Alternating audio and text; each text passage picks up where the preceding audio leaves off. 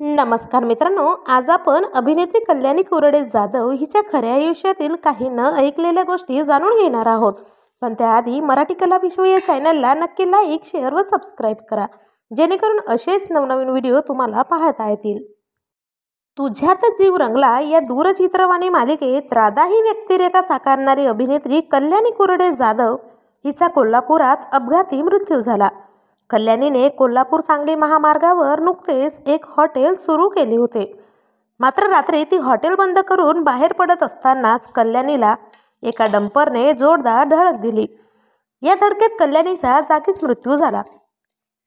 कल्याणी जाधवने तुझ्यात जीव रंगला मालिकेसह स्टार प्रवाहावरील दख्खनचा राजा ज्योतिबा आणि सन मराठी वाहिनीवरील सुंदरी या मालिकेमध्ये देखील आपल्या अभिनयाची छाप पाडली होती। शिवाय ते सोशल मीडियावर देखील प्रचंड सक्रिय होती। अभिनयातून वेळ काढून कल्याणीने नुकतेच कोल्हापूरमधील सांगली फाटा परिसरात हालोंदी येथे प्रेमाची भाकरी या नावाचं एक नवीन हॉटेल सुरू केले होते। या हॉटेलचं काम ती स्वतःच पाहत होती। प्रेमाची भाकरी हॉटेल आणि कल्याणी जाधवमध्ये एक भावनिक नातं देखील होतं।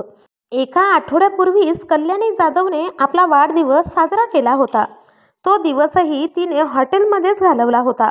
आपल्या वाढदिवसानिमित्त कल्याणीने सोशल मीडियावर भाकरी थापतानाचा एक व्हिडिओ शेअर केला होता। यात पोस्ट करत तिने लिहिलंय, काल माझा वाढदिवस, मी लोकांना प्रेमाची भाकरी करून खायला देण्यात घालवला। मला खूप आनंद झाला।